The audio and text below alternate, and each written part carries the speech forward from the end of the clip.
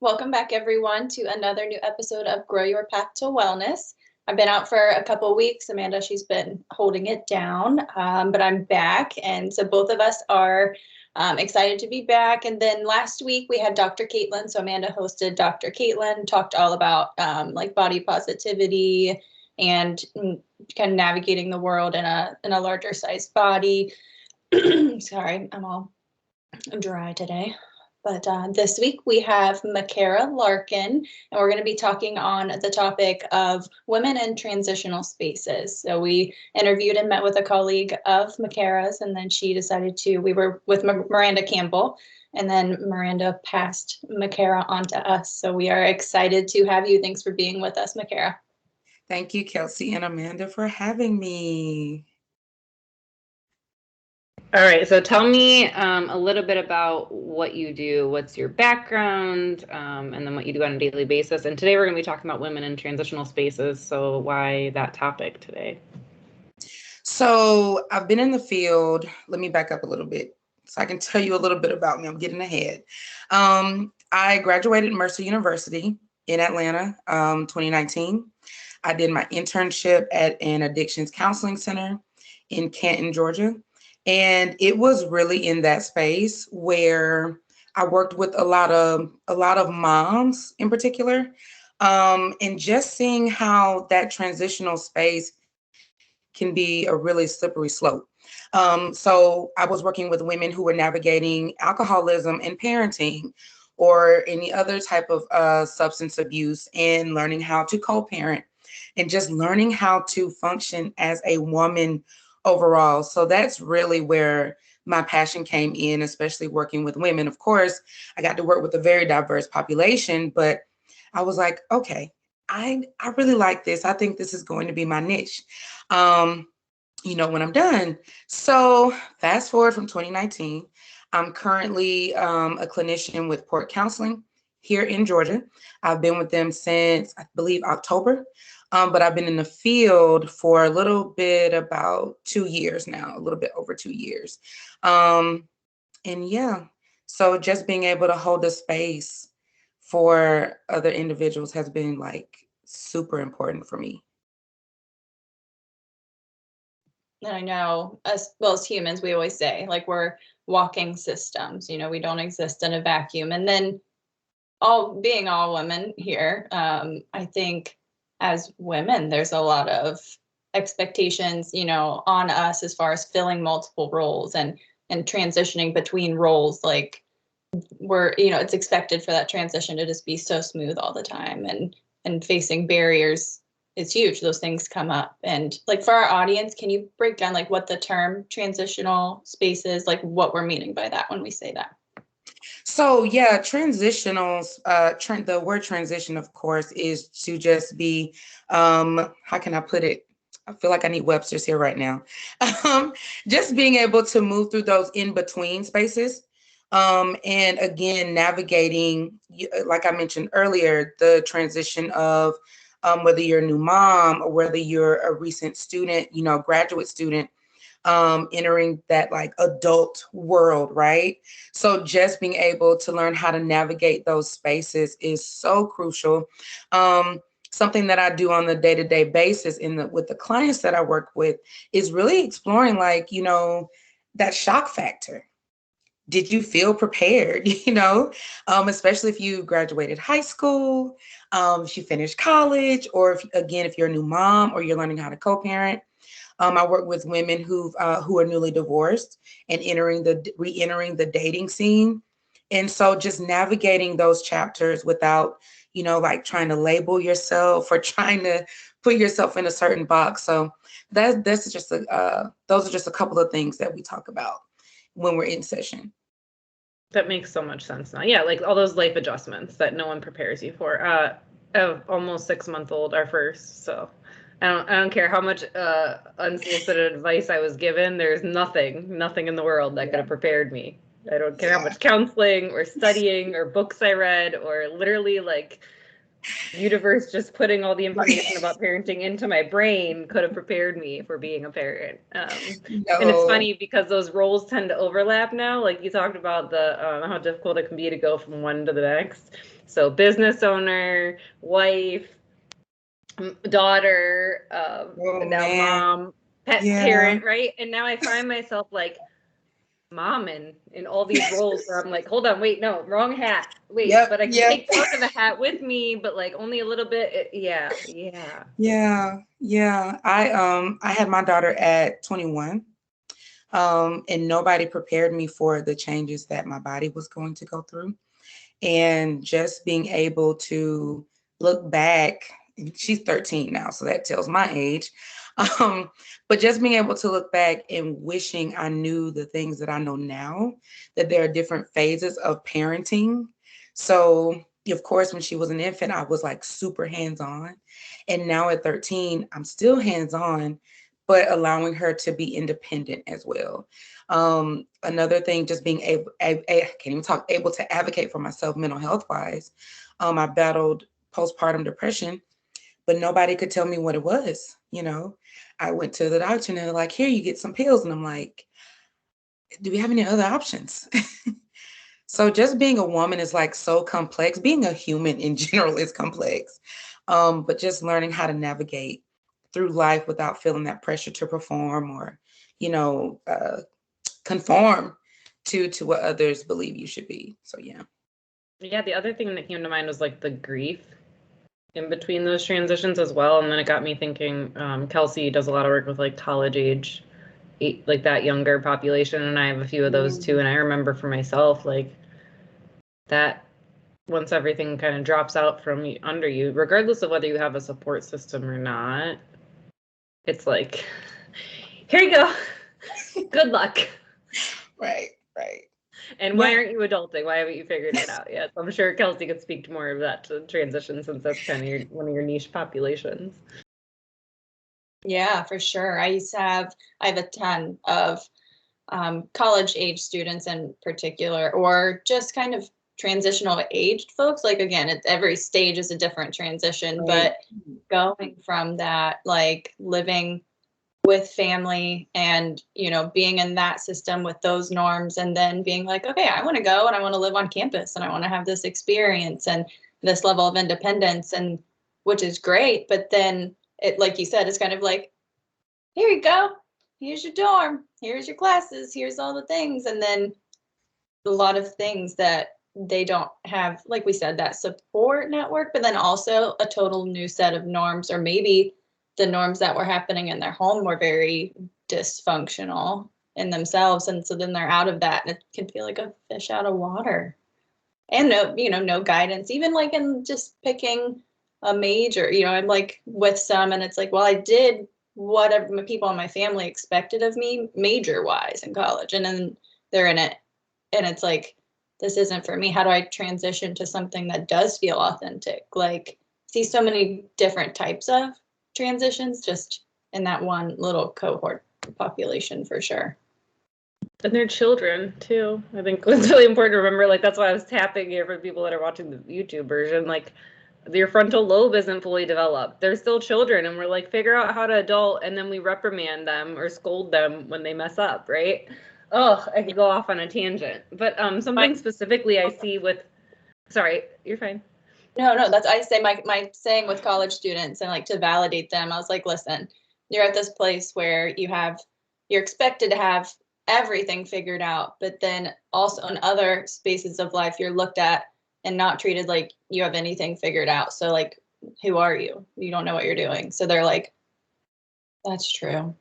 That's what I see so much. Yeah. Markerra, do you see that transitional age population, and then specifically, what are some of the struggles that you see women go through with that? So before I started working primarily with women, I was working with teenagers and adolescents. And yeah, I could go off on a tangent on that, because we're in a space right now, everybody is advocating for mental health, right? And then working and trying to support teenagers who may not be getting that support from home, and watching them navigate from like middle school to high school, and being freaked out when they're in ninth grade because they don't know what their college major is going to be. So, just having those tough conversations with parents to say, hey, little Timmy is feeling, his anxiety is being triggered because of these expectations. And so, yeah, even in that population, just watching them navigate, finding their own identities and going against whatever, the norm was in the household, whatever the family structure was. With the women I work with, again, I see a lot of women that are learning how to co-parent. I see a lot of women that are phasing out of relationships, whether it's with a partner, family, a career, moving into another phase. And I like the fact that you brought up the grief. I don't think that there's enough education on grief. We hear the word grief and we automatically think of like, oh my gosh, somebody physically passing away, but we don't talk about like the feelings of sadness of unlearning things, right? Those belief systems and, severing ties with like the identity that was created for you by your family and really being comfortable with coming into your own. I really am finding myself doing a lot of teaching on being able to embrace who you are. I had a client tell me the other day that she was upset with who she was. And that there was a lot of anger coming, just coming into that space. And, we processed it, of course, but to hear her acknowledge, like, no, I'm okay with this, but I'm really pissed off that I accepted that. Whether it was like 5 years ago, 2 days ago, right? So just learning how to embrace who she is.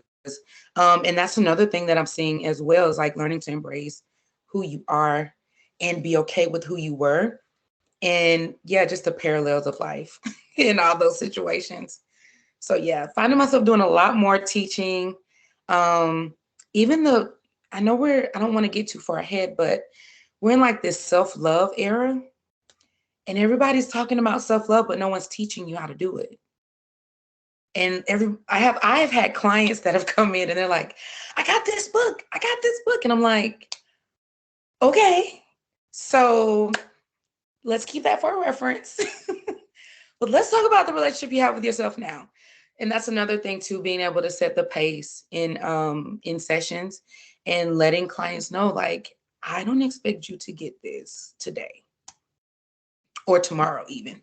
And it's okay if you want to bring your book in, but I don't encourage clients to make those books like law. Yeah, because you're learning. Yeah, and I'm sorry, I did not want to cut You're you good. off, but I feel like that era of like that self-love, it feels like it's one extreme or the other. Either if I have this expectation to love every aspect of myself, and if I don't, there's something wrong with me because I'm not matching up with, what is being portrayed in the media or things. And there's nothing wrong with, I think that movement's great, but then I think it sets people up to get focused on, I just have to get there. When I have this, I will feel better about myself. And I feel like it keeps us so disconnected with, well, who am I right now? Not who I want to be or who I was. We have to acknowledge that stuff. But what ways can you connect with yourself? And Amanda and I, we always talk about the mind, body, and those things being connected. And it's telling me things that I'm connected to. It's telling me things that resonate with me and make me, feel whole.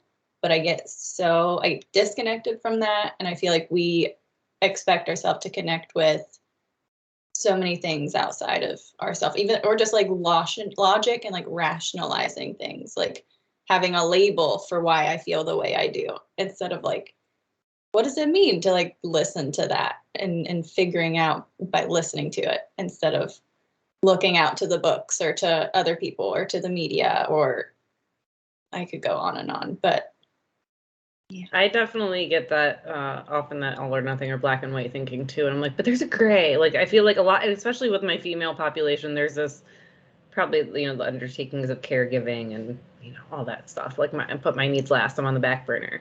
But I see this like toxic positivity with themselves. Like, no, it's fine. Or like, yeah, but I'm going to be okay. Like, I'm like, wait, hold on. We can feel. And then again, that's the mind body connection we've been taught, not that it's icky and uncomfortable for other people to feel our emotions. So no one taught us how to feel them, regardless of what they are. And I think we get stuck in this yeah, like you said, kind of just only acknowledging the extreme of it, but as far as self-love and versus what's truly going on in your being in the moment, rather than being in denial about it. I wanted to touch on something that you said, Kelsi, when you were talking about the idea of there. I am running into quite a few clients that are like obsessed with there. And then when we actually get into session and we break down, okay, well, what is the difference between where you are and there? The consensus has been like, well, there must be better, right? And then one of the things that I challenge in session is like, well, how do you know? Like, you can't control the future. You can't predict what you're going to be learning in this space. So what is so good about there? But again, Amanda, like you mentioned, is that black and white thinking. And then even especially when we talk about the compassion piece, that's just like, yeah, months of sessions. And it's like, I can love myself even when I don't like myself. Yes, you can. You have full permission. The only person you need permission from is yourself, right? And so even when we talk about, again, those other pieces of learning how to love yourself, yeah, it's, that accountability piece as well. Okay, why did you not like yourself? What was going on in that moment? Or was it something that was just passed down? Did the other women or other individuals in your family, did they have difficulties being comfortable with who they are, mistakes and all? So yeah, I like that point about the here and there. I feel like when we talk about loving other people, right, I feel like in our field, we talk about like love is not just a state of existing. And it's not like that for self-love or, like, how do I get myself through this transition of life? What choices do I need to make? Not just, like Amanda said, to put other people's, make them feel loved, or I think maybe that's going to make me feel good, which maybe it does. But what active choices am I making and holding myself accountable for every day, especially whenever I'm going through something, transitional, which that we have the pandemic and we have so many things going on all the time, but it's a very active, exhausting process doing these things and getting ourselves through those phases. It's like a never-ending transition.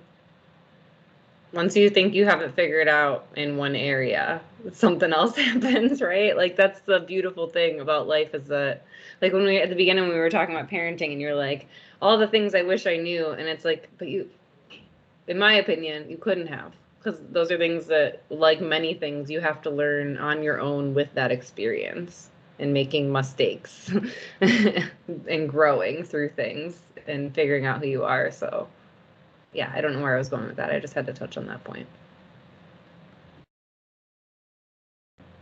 Is there anything else that you see women specifically struggling with, or that's particularly challenging for them, or any, like you mentioned working with diverse populations, so any diversity specific concerns you see, as far as like cultural identity, gender identity, sexual identity, anything like that? In my work with kids, I found myself working with kids who struggled with like gender identity. And it was so rewarding to see how many parents were supportive. But then I would have like one or two that they're like, my parents can't know this. I can't share this. But then to see just the different ends of the spectrum, especially with the parents who were supportive, like figuring out like your sexual orientation. How do you want to be identified? I saw parents educating themselves on the importance of pronouns. Like, we got the pronouns. I was like, yes, they're getting it. But just seeing them take that initiative to encourage their kids to love themselves, even outside of labels. I worked with one, I think it was, let me see, this has been a while ago, but she was 11. And her and we did a session with like a family session, and we literally sat there, and her mom is like, no, I bought her this, we're looking into this. And I was like, can you come talk to my other parents?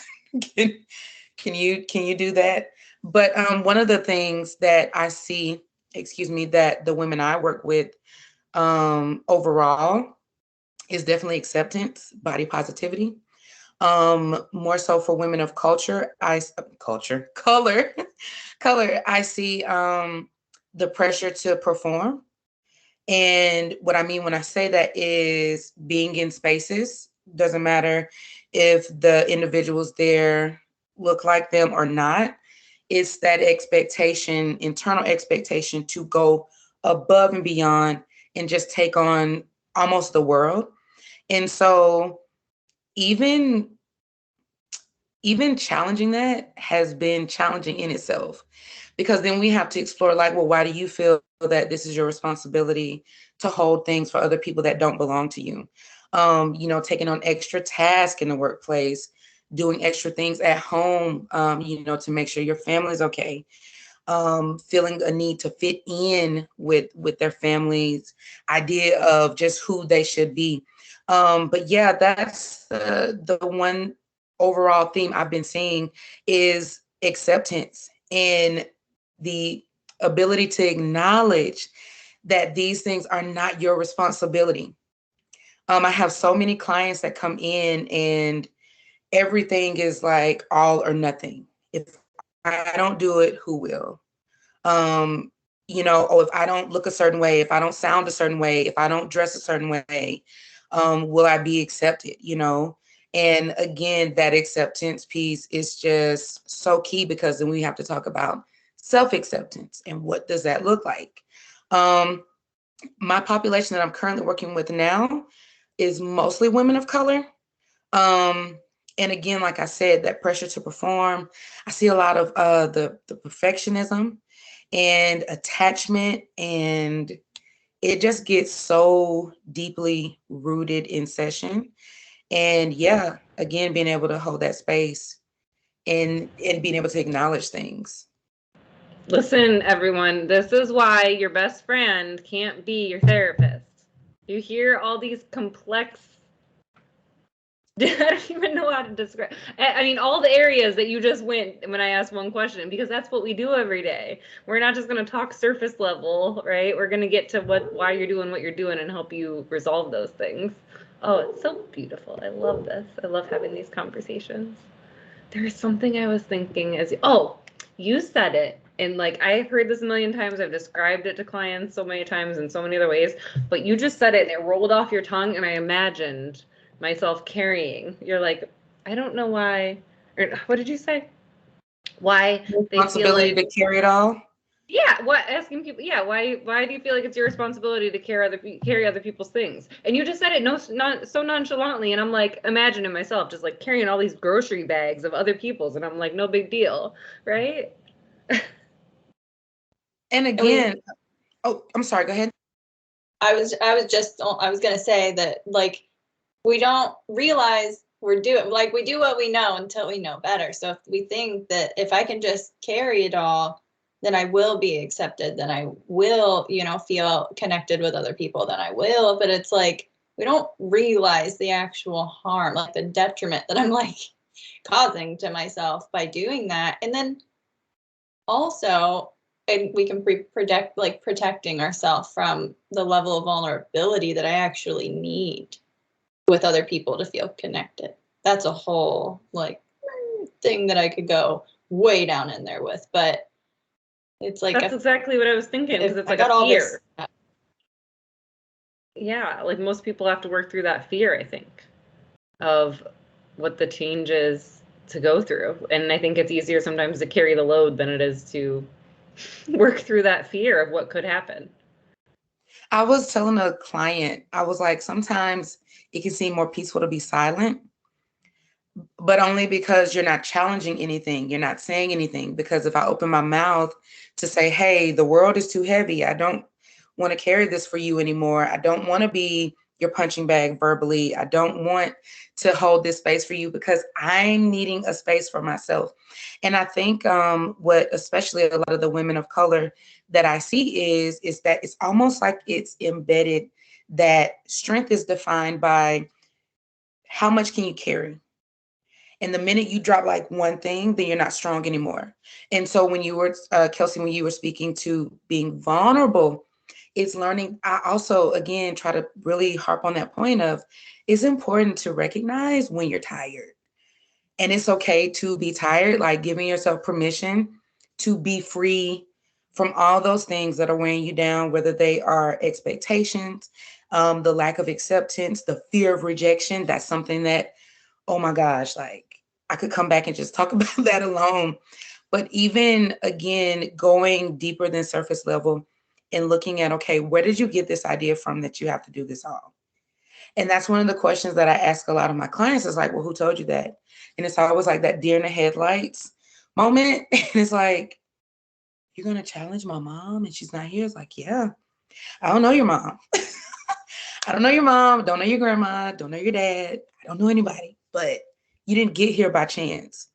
Along the way, there were some behaviors, whether they were taught directly or indirectly, you pick them up, and this is how you created your framework. And when we're doing that type of, exploration, it's always like, I can say no. I can really think for myself. And it's like, yeah, you can. And guess what? It's okay. I'm finding when we're talking about acceptance and being vulnerable with being okay with not being who other people want you to be, is so much to uncover there. I've actually seen clients not come back when they feel like we're getting to that point where they talk about like, oh my gosh, I got to tell my story about where I got this from. Won't hear from them again. It's a little too Then tender. they randomly show up like this new person. And it's like, I didn't forget the work that we started. This is still a thing, but okay, I'm going to meet you where you are.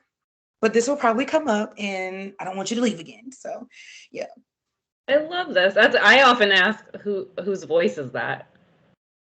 So that's a common thread in our podcast that I probably said a few times, but whose voice is that? And my clients that I've been working with for a long time just know that I get sarcastic at this point. I'm like, Susie, I don't think that's your voice right now. Whose voice is that? And they'll be like, you know whose voice it is. I'm like, and so do you.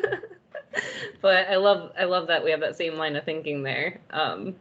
Yeah, whose voice is that? Who told that to you? When was the first time you heard that? Because you're right, it didn't come from you. Yeah. And I also see a lot of times this nervousness to share that because of the reasons you were saying, but feeling guilty, feeling disrespectful, feeling like we kind of brought about that DBT principle before. This can be true and so can this, right? So you can love your parent and also have a healthy boundary. And I think oftentimes people think that if, I'm not loving or respecting my parent if I say that I don't want them talking to my child that way or whatever it is. I always say, like when I tell my clients, I say no functional relationship will ever require me to be 100% selfless unless you have a little infant. That is selfless. But any other adult, human relationship, if it's meant to be in your life in this present moment, it will not require you to be completely selfless. And they're like, you can see it, like, what do you mean? I thought that that's what relationships were. Like that was the requirement. And I'm like, no, absolutely not. Like boundaries and all of these things that people like eye roll about. We talk about them so much because those things need to be present to keep the types of relationships we need in our life, not to keep them out. I like that you brought that point up because I know culturally, and when we talk about relationships, I want to touch back on to the population I'm primarily working with. Their relationships are complex, right? But they can be super complex when you have this idea almost embedded or implanted into your being that you're only worthy or happy if you make other people happy. If other people are celebrating you, then you have permission to celebrate yourself. If other people are saying that's crap, that's BS, then you should feel, crappy about your decision making. And it's almost like people are expected to be the savior of the family. And that's even something that we also challenge in session. It's like, who? Why? Sometimes I'm like, can you bring them in so I can learn a little bit more about that? But again, just the expectation to just be this larger than life individual who doesn't get tired, doesn't need to rest, doesn't need to stop, that can just hold so much. One of the illustrations I use with my clients is I always hold my hands out and I put them in front of the camera. I'm like, can you see me? And they're like, no, what are you doing? And I'm like, imagine me bringing like a ton of crap in here every single session while I'm sitting here trying to interact with you, helping you, process and navigate things. I'm like, what would you think about that? And every one of them, 9 times out of 10, they're like, I just cut the camera off and leave you there. Because how can you help me, right, if you're always bringing in this stuff? And so I do that illustration because I'm like, well, let's turn that around to you. And what are you holding that doesn't belong to you? Are you holding beliefs? Are you holding thoughts, feelings that have been imposed on you? And it's like that mind-blowing moment of, yeah, I do. Matter of fact, let me tell you what I got right now. So That is yeah. such a good visual. I love that. And when, I think it'd be hilarious, like, for someone that really might need the reality check to literally just show up with some things and be like, do you notice anything different today? Oh, it's so good. I feel like we could talk forever because your topic is so broad, like, which I think is a good thing because it lets people know you're not alone. Like, we're all going through these things together, all sorts of transitions and adjustments all the time. So I think it just reaffirms that we all need that support sometimes to figure it out and untangle the web of life and kind of get it sorted out a little bit. Is there anything else that's really on your mind that you wanted to get out to our audience today, or any like last minute parting words, or any other common phrases or things that you use with your clients that you can leave them with today as we wrap up? Something that I've been sharing with my clients, 2 things actually. One of the, I don't know if you call it like a mantra or whatever, is that you don't need permission to celebrate. The only person you need permission from is yourself. And another thing that I leave with my clients is that it's not your responsibility to take on anybody else's ideas of you. That doesn't belong to you. And frankly, their opinions don't carry a lot of weight. So yeah, that's something that I really try to drive home with my clients. And before we end sessions, they're always like, wait, I have something. I'm like, you do? What do you have? And they're like, you're right. The only person I need permission from is myself. And I'm like, you're getting it. You're getting it. So yeah. I love when it sticks. You know what always gets me is when they tell me that they have a little mini Amanda that pops up in their head when they're like, what would Amanda say? Right? That's like, and then I'm like, what level of therapy is this if I am now implanted myself in this person's brain? But it's typically a good thing because then they talk it out with imaginary Amanda in their brain and work it out. So I don't know. Oh, Markerra, thank you so much for being here. I'm glad that we were able to get connected through Miranda and Port Counseling Group. So we'll definitely link the website again. And is that how they can get in contact with you if they're looking for services? Do you just do counseling in Georgia? Do you provide any other services? Yes, I can't even talk. I'm providing telehealth services for clients who are based in Florida. So happy about that. So yes, and then coaching, of course, is nationwide. So there's no limit to that. And of course, all services are currently telehealth until we get the heck out of this pandemic. Social media, you can follow me on Instagram at FaithWorksCoaching, on Instagram. And of course, if you're looking to start sessions, I do have availability, and I am currently accepting clients. I think it's portcg.com, and I'll be there for your consultation. Wonderful. You have expertise in so many areas. We would love to have you back anytime that you'd like to join us. Thank you guys for having me. You're welcome. Take care, Oh, wait, hold on. I didn't say who we're talking to next week. I've been out for 2 weeks, guys. Just hold on. Just give me a minute. Next week we have Ruth Houston.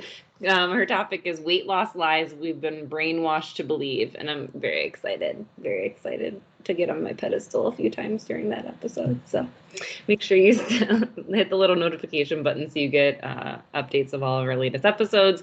Give us feedback. We always like to hear your comments and get direction for future episodes. So take care and have a wonderful week, everyone. Bye. Yes, take care.